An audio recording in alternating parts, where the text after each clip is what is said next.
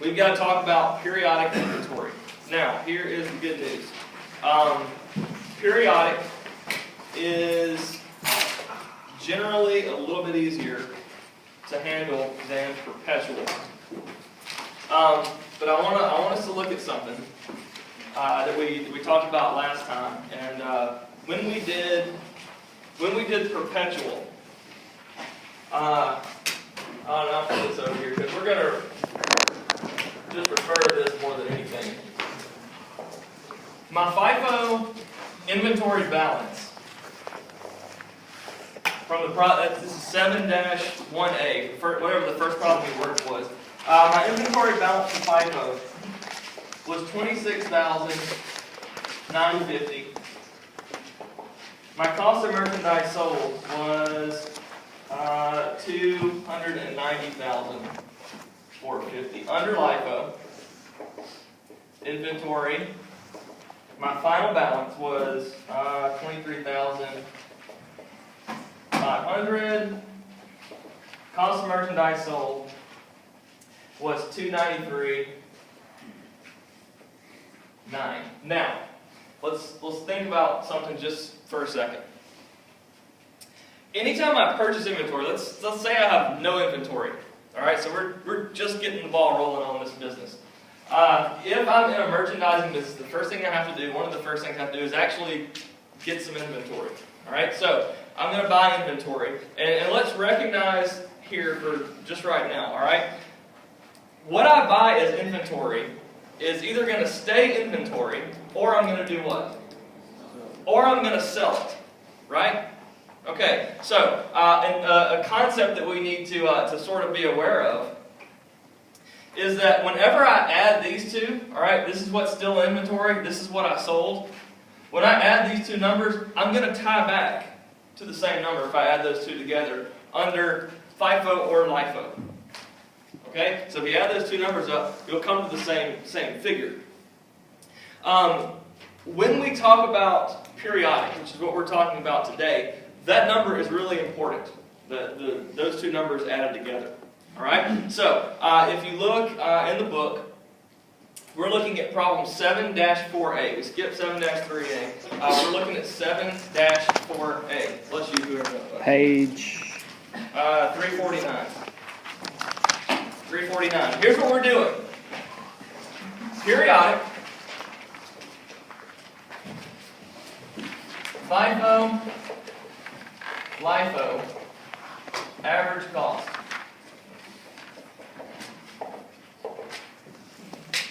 And we're going to be looking for a couple of numbers. Inventory, cost of merchandise sold, inventory, cost of merchandise sold, and inventory, cost of merchandise sold. Very simple. We're looking for pretty much 6 things. Now here's what should happen. The answer that I get for FIFO inventory, okay, under periodic should be exactly what it is in perpetual.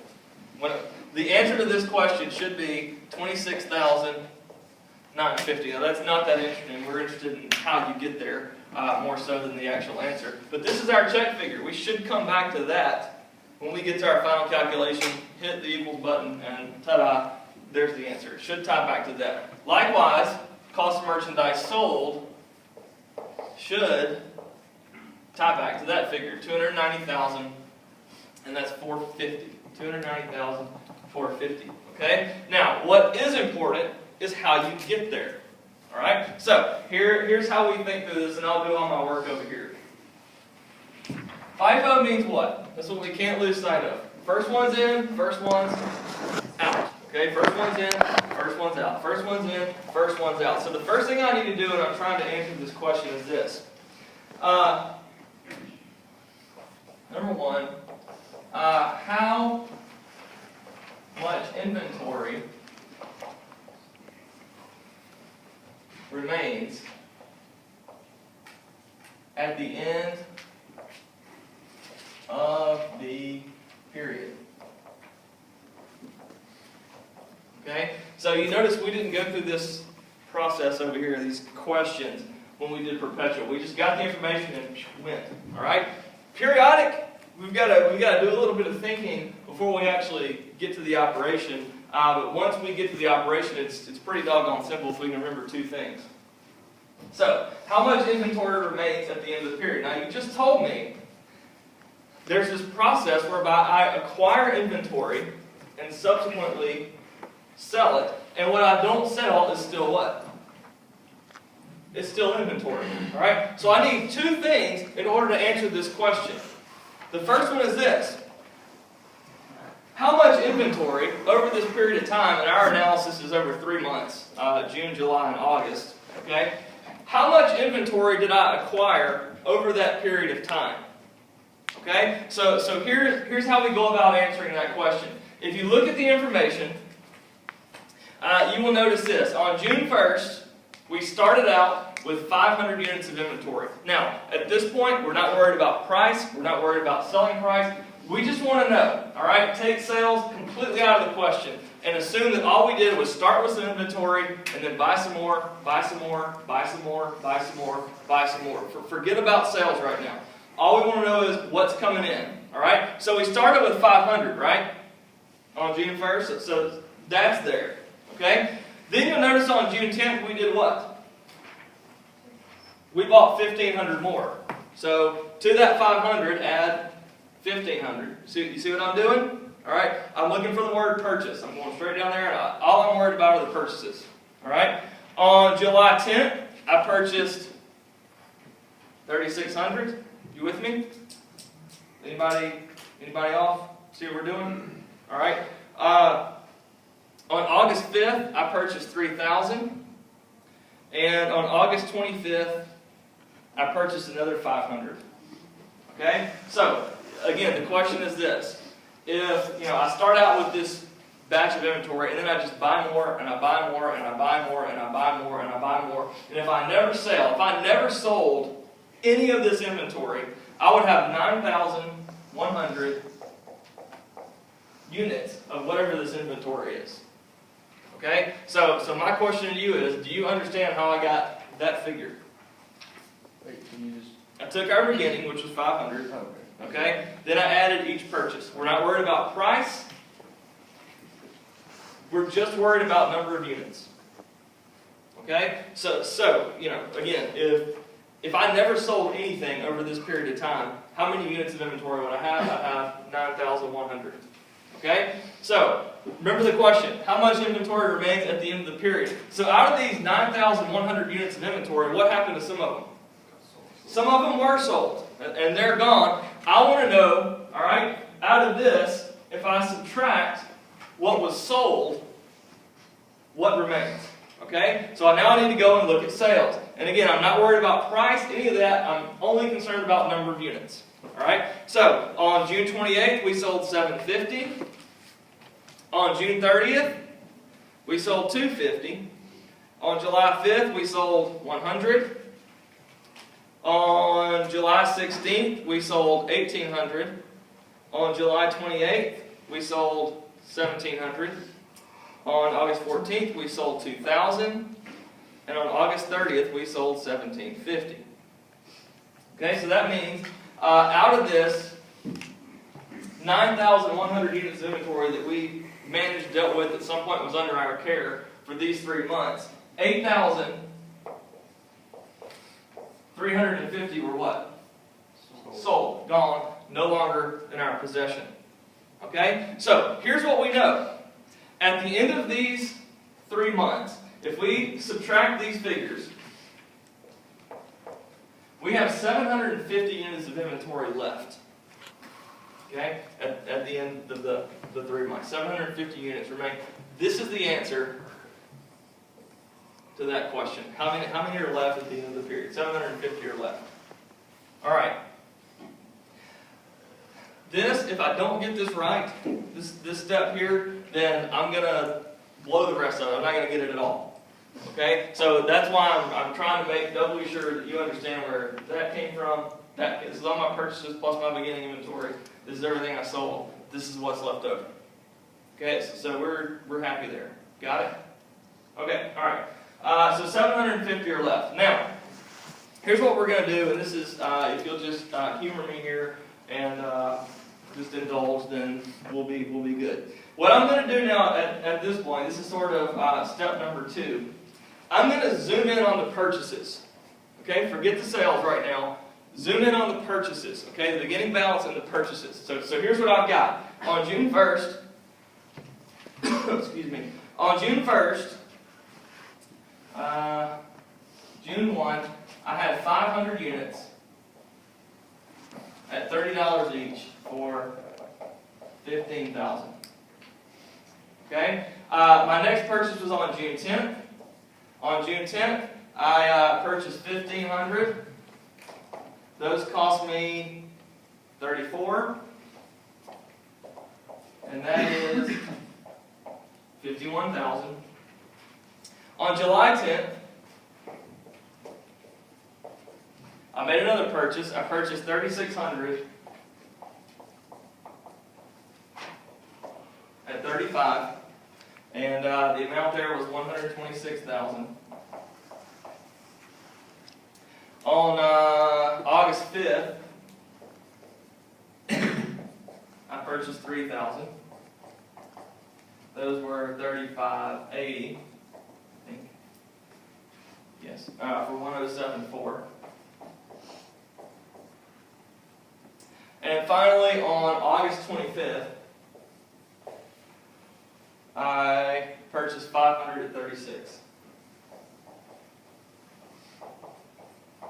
Okay, and 536 is $18,000. So I got my purchases isolated. The purchases are going to tell the story. So if I add up this column of numbers, okay, again, this is number of units, all right? If I add up that column of numbers, I'll get that, 9,100. If I add up this column of numbers, what does that tell me? It's the total cost, the amount of dollars that I spent what?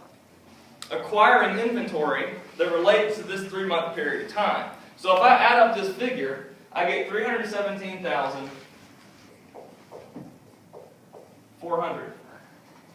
Okay? So this, you can call it total cost.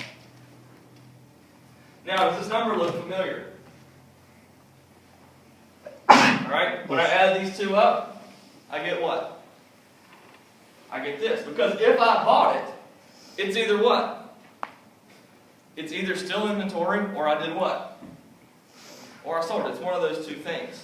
Okay? So when you add up these two numbers and get the same thing, what that is tying back to is the total amount of inventory that you purchased over that period. Okay? So, is it sinking in a little bit right now? We okay? You see where I'm pulling all this from? You see where the column? You know how this relates to that? We okay? All right. Now here's the question. FIFO. How do I solve this problem? Well, it's pretty simple. Once I get this established, and please recognize this. The only thing you need at this point is purchase data. You don't need sales data. Yeah, I know the sales numbers are mixed in there and all that. But all I'm analyzing is this right here. Okay, at this point. Alright? So, under FIFO, here's what I got. I have 750 units left. Okay? FIFO says first one's in, first one's out. So all of these were what? They're the first ones in, they're gone. Okay, they're sold. Here's what we do. My target is 750.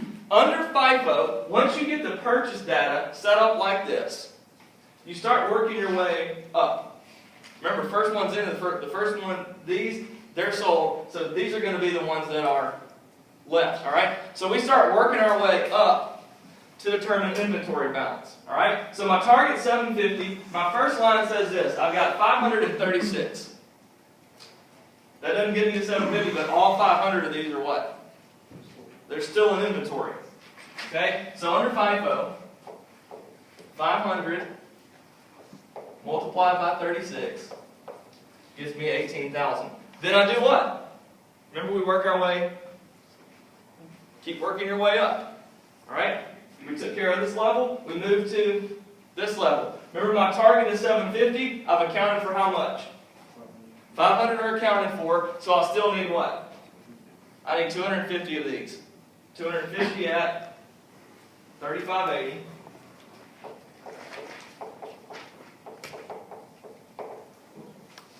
$3,580 is $8,950. Now, all units of inventory are accounted for. 750. Right? What's this?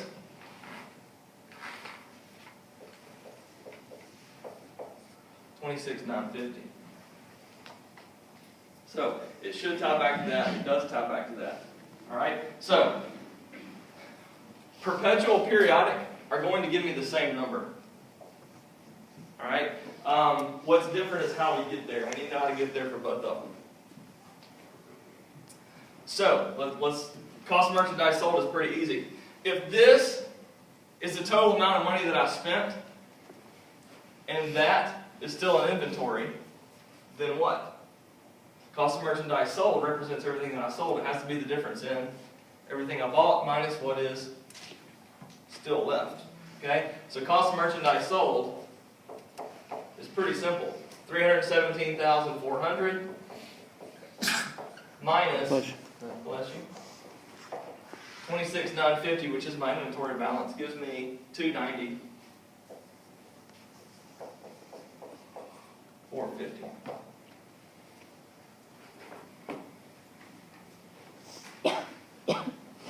Good.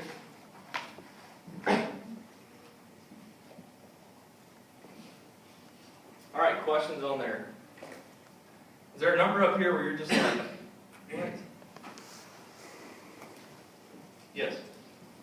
I just want to, I think I got lost when you said, you know how we got to 55%? Yes. Why did we start from the bottom on the FIFO? Yeah, FIFO is first in, first out. It's a good question. It's when we got it. All right. FIFO is first in, first out. So, you know, I'm only looking at purchase data here. When I do make a sale, and we do know that based on that information, there are some sales that happen in here. When I do make a sale, which are the first ones to go? The first one's in or the first one's out? Okay? So all of these, they're going to go first into sales. So if I know that what's down here is what's left over. So if I start working my way from here with what's left over, when I hit this 750 number, I'll know that those are the units that make up the inventory under FIFO. Now for LIFO, what's going to happen? Exactly. All right? LIFO, last in, first out. So the ones at the bottom are the ones that do what? Go out first. So I need to do what for LIFO? LIFO, I start at the top and work my way down. So under LIFO,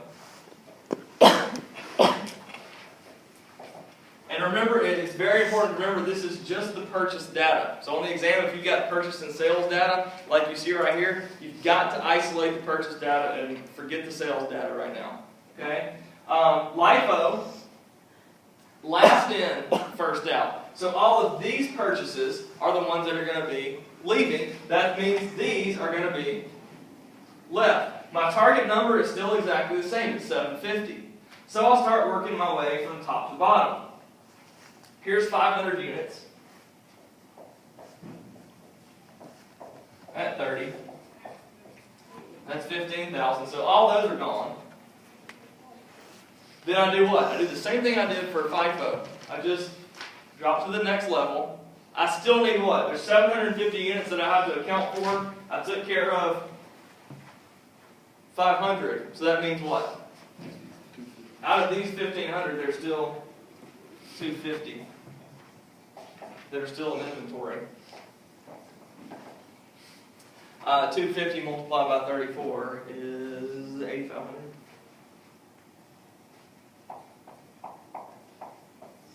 Add those two up. How do I know when to stop? I've hit what? 500 plus 250 is 7. I've hit what's left over.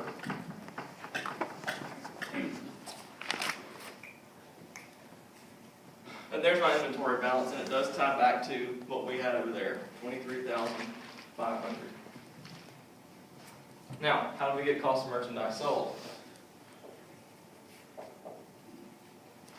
We do what? We take everything we purchased, all the dollars that we spent purchasing this inventory, which is $317,400, and we just subtract out what's left in inventory.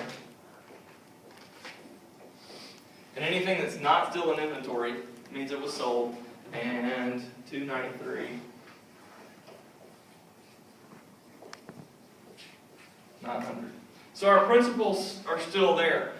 We do have a period of rising cost, and that's one of the nice things about isolating the purchase data, is you can easily see that we're in a period of rising cost.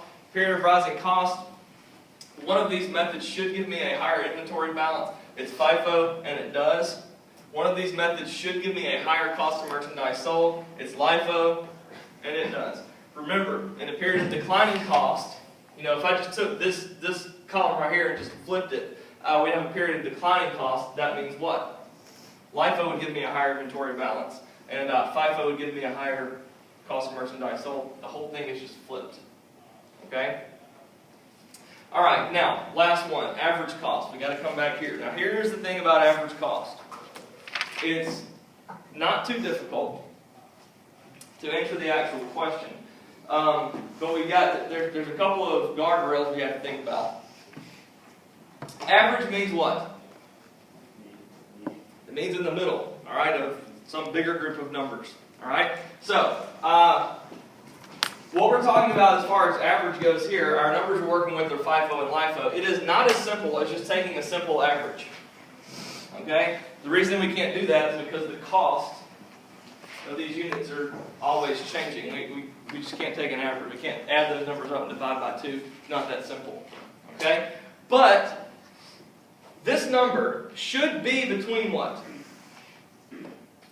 These two, 26,950 and 23.5. All right, so this is 23.5. This is 293.9. Okay, this inventory number should be between these two figures, 26,950 and 23.5. If I get to average cost and I get something like 18,000, then what? I did something wrong. If I get 30,000, something's wrong. The average cost must be between those two. All right. Here's how we do average cost. We are still using that number.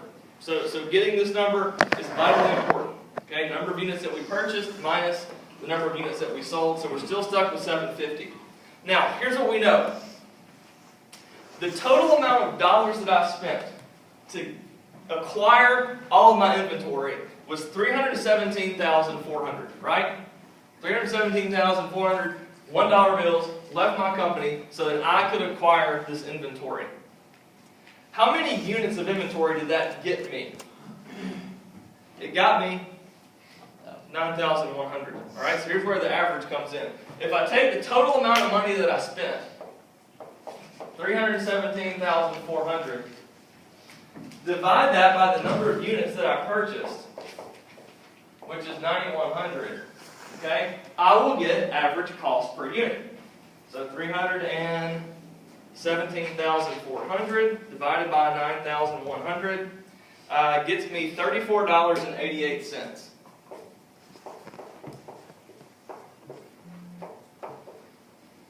That's my average cost per unit. That figure is going to have to be within this range, 30 to 36.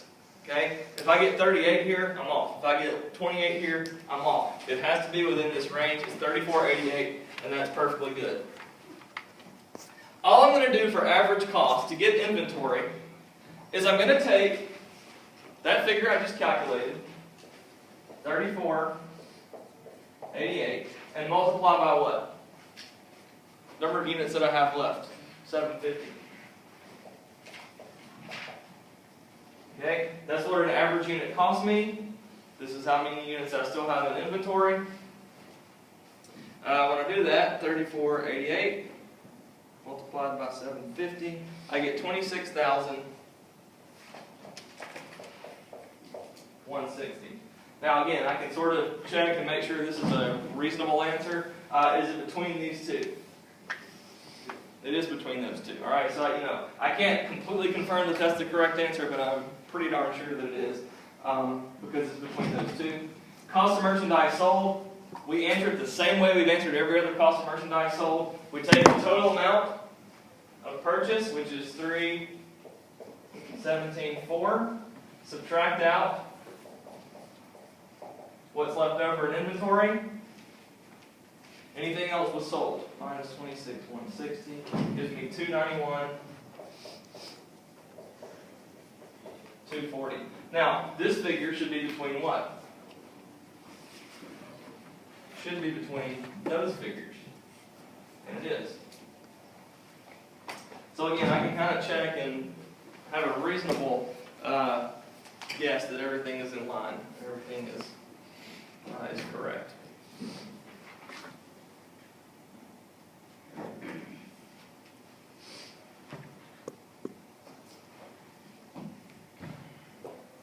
That's it. Not so bad. Okay? The main thing you got to watch out for is this. We got to get that. So these two steps right here, what I'm going for here is we got to identify how much is left at the end of the period, and we have to isolate the purchases. I will likely isolate the purchases for you on the periodic to save you a little bit of time.